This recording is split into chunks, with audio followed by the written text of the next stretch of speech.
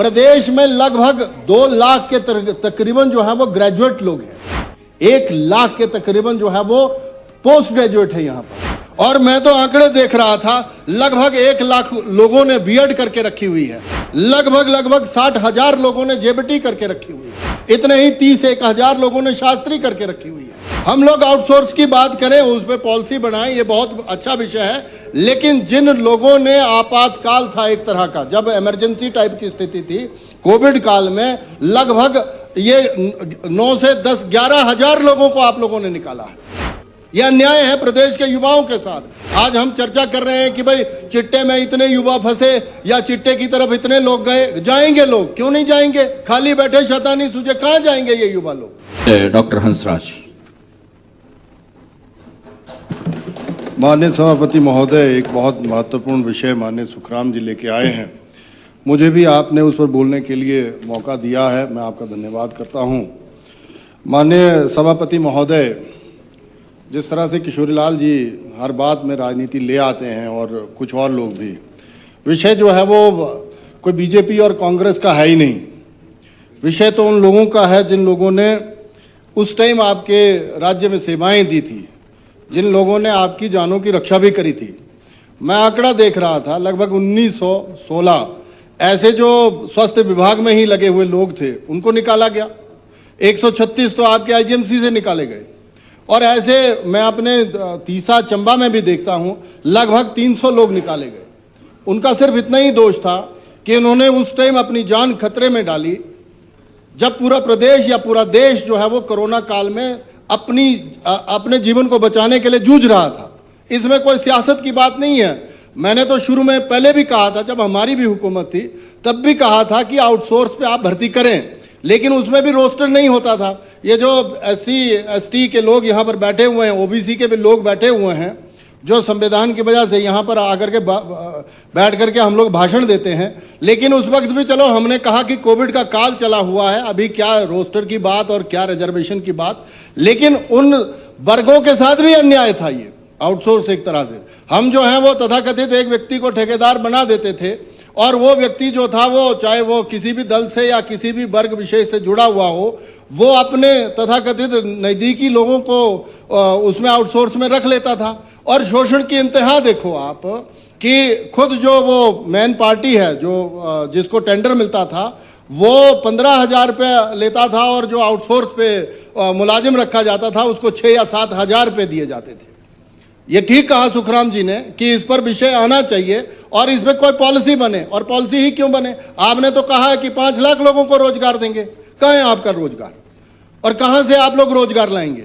नहीं, जब ये इस तरह की राजनीतिक बातें करते हैं माननीय सभापति महोदय, ठगा तो आप लोगों ने है। पिछली अभी जो गवर्नमेंट में आप लोग आए हैं, ठग करके आए हुए हैं। भाभी जी यहाँ पर बैठे हुए हैं, नदौन में ही 50 लोगों को जो 15 सालों से आउटसोर्स में लगे हुए थे निकाल दिया।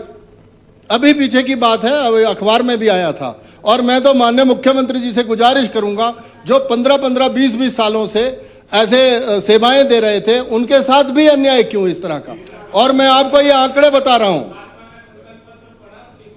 नहीं, भाजपा का नहीं है ये संकल्प पत्र। माननीय रोहित जी, ऐसा है, इनके ही एजुकेशन विभाग से कितने ही लोग तो आउटसोर्स वाले जो है वो घर बिठा दिए गए। विषय ये नहीं है, मैं कोई राजनीतिक भाषण देने के लिए खड़ा नहीं हुआ हूं। देखो, ये कुंठा जो है वो प्रदेश के बेरोजगार लोगों की है। माननीय सभापति महोदय, इस तरह से इतने सीनियर व्यक्ति जो हैं वो इंटरवीन करेंगे, क्या शोभा देता है ये? और मेरा ये निवेदन है, सोलंकी जी आप तो पहली बार के हैं, आप तो बोलो ही ना। मेरा ये निवेदन है कि प्रदेश में लगभग 2 लाख के तकरीबन जो है वो ग्रेजुएट लोग हैं। 1 लाख के तकरीबन जो है वो पोस्ट ग्रेजुएट है यहाँ पर। और मैं तो आंकड़े देख रहा था, लगभग 1 लाख लोगों ने बीएड करके रखी हुई है, लगभग 60,000 लोगों ने जेबीटी करके रखी हुई है, इतने ही 30-1,000 लोगों ने शास्त्री करके रखी हुई है। हम लोग आउटसोर्स की बात करें, उस पर पॉलिसी बनाएं, ये बहुत अच्छा विषय है। लेकिन जिन लोगों ने आपातकाल था एक तरह का, जब इमरजेंसी टाइप की स्थिति थी कोविड काल में, लगभग ये 9 से 10-11 हजार लोगों को आप लोगों ने निकाला है। यह अन्याय है प्रदेश के युवाओं के साथ। आज हम चर्चा कर रहे हैं कि भाई चिट्टे में इतने युवा फंसे या चिट्टे की तरफ इतने लोग गए। जाएंगे लोग, क्यों नहीं जाएंगे? खाली बैठे शैतानी सूझे, कहां जाएंगे ये युवा लोग? और ह्यूमन ट्रैफिकिंग जो ड्रग तस्करी और इसमें हो रही है, उसमें ऐसे ही पढ़े लिखे लोग जो हैं वो इन्वॉल्व किए जा रहे हैं। आप देखो धर्मशाला हमारा जो एक एजुकेशन के लिहाज से हब बनता जा रहा है, हमारे शिमला में, यहाँ पर चंडीगढ़ में हमारे बच्चे, कितने युवा लोग जो हैं वो कॉम्पिटिटिव एग्जाम्स की तैयारी कर रहे हैं। और पिछले लगभग 2.5 सालों से, जब से आपकी हुकूमत बनी है, हमने कहा आपने बोर्ड रद्द किया, कोई बात नहीं, रद्द कर दो, लेकिन आपने उसका जो है वे आउट क्या निकाला? कितनी भर्तियां की आप लोगों ने? और देखो ये चिंता प्रदेश के युवाओं की इतनी बढ़ गई है कि इन 6 लाख जो लगभग के तकरीबन युवा बेरोजगार हैं, उनके लिए हम लोग क्या करेंगे? और अगर इस तरह से अशांति बनी रही ना, ये जिस तरह से जब वो कल परसों जो है वो सरकार कह रही थी, ये जो झंडों पर भी जो पंजाब के लोग जो है हमारी बसों को तोड़ रहे हैं और जो ये यहाँ पर आकर के गोलियां मार रहे हैं, आपको लग रहा है कि भाई ये सिर्फ बात जो है वो कुल्लू की, मंडी की या बिलासपुर की या इधर उधर की है? ये विषय जो है वो बड़ा सेंसिटिव हो गया है। यहां पर सरकार ने कहा कि भाई वो हमारा बड़ा भाई है, इसीलिए ये नरम दिली से आपने भाषण दिया, अगले ही दिन आपकी 5 बसें जो है बंदों ने वहां पर तोड़ दी। ऐसा मिलिटेंट टाइप के 2 लोग जो हैं वो इस देश में बर्दाश्त नहीं है। और अगर आप फ्लेक्सिबल यहां पर बयान देंगे तो वो बयान जो है वो आपके जो है पंजाब तक भी जा रहे हैं। क्या मतलब आप लोग, उनके लोग जो है वो भर भर के गाड़ियां जो है वो आकर के यहाँ हुड़दंग मचा रहे हैं और हमारे युवाओं को भी खराब कर रहे हैं। क्या हम लोग अपने बॉर्डर्स पे उनको नहीं रोक सकते? और इतने असहाय हम हो गए हैं। 56 इंच का सब्जेक्ट पे बोलिए, सब्जेक्ट पे नहीं, उसी पे ही आ रहा हूं। ये जुड़ा हुआ मैटर है, आउटसोर्स तक जाएगी ये बात। ये सभापति महोदय, आप तो अपनी चेयर पे चलें, इनको कहें कि आप अपनी चेयर पे चलें, फिर कहें। मेरा यह आग्रह है आपसे माननीय सभापति महोदय, जब हम ये आउटसोर्स कर्मचारियों की बात कर रहे हैं तो हमें प्रदेश के उन एक युवा की बात करनी पड़ेगी जो आपकी तरफ बड़ी बड़ी आंखों के साथ जो है वो बेसब्री से इंतजार कर रहे हैं कि कब आप वो पोस्टें निकालेंगे। और जो 11-12 हजार लोग आपने निकाल दिए जैसे ही आपकी सरकार बनी, जिस तरह से वो संस्थान डिनोटिफाई हुए सर, वैसे ही इन लोगों को जो है इन्होंने बाहर कर दिया। अब कल भी हम चर्चा कर रहे थे, अब जैसे दर्द है मुझे कि मुझे बिजली बोर्ड का खंबा, मतलब ये खंबे नहीं मिलते लाइट पहुंचाने के लिए, या तारें नहीं मिलती, मेरा डिवीजन उड़ा करके ले गए। और दूसरा, तीसरा हॉस्पिटल की जब मैं बात करता हूं, मेरा पूरा हॉस्पिटल जो है वो आउटसोर्स कर्मचारियों के बूते ही चला हुआ था। उसकी हॉस्पिटल की साफ सफाई, हॉस्पिटल में जो स्टाफ नर्सेज या नर्सेज भर्ती करी थी वो सारी आउटसोर्स पे थी। सरकारी मतलब आप रेगुलर लोगों को तो भेजने से रहे। और इस संदर्भ में मेरा सिर्फ इतना कहना है कि आप जो है वो सीखना चाहिए हमें। अगर हमें नहीं आता तो हरियाणा से सीखें, वहां पर चाहे बेशक भारतीय जनता पार्टी की हुकूमत है, हाँ पैसे नहीं है ये मैं जानता हूं, लेकिन ऐसा है ना जी, अब आप वो भी नहीं कर सकते ना कि इन लोगों के साथ इतना अन्याय करें।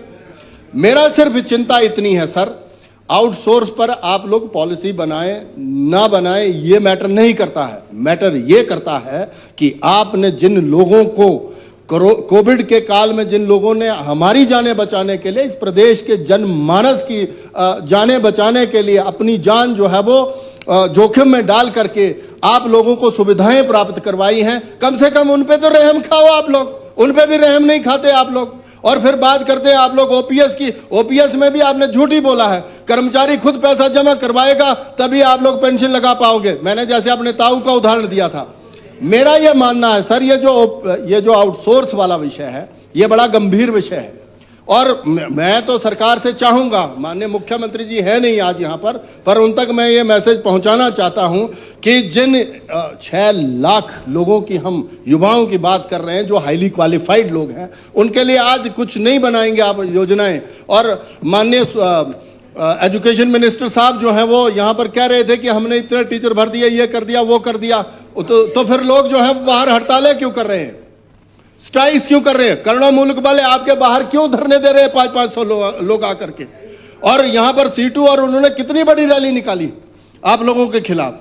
तो इस संदर्भ में मुझे लगता है माननीय सभापति महोदय, इस संदर्भ में इस संदर्भ में एक कोई ना कोई पॉलिसी या कानून हम लोगों को बनाना चाहिए और उसमें संदर्भ ये रखना चाहिए कि हम लोगों को प्रदेश के जो पढ़े लिखे बेरोजगार युवा हैं उन बेरोजगारों के साथ जस्टिस कैसे करना है, क्योंकि we are the welfare state और हमारा ये परम कर्तव्य है। जो यहां पर 68 लोग यहां पर बैठे हुए हैं, हम लोगों को सच्चाई में उन प्रदेश के युवाओं का सोचना पड़ेगा।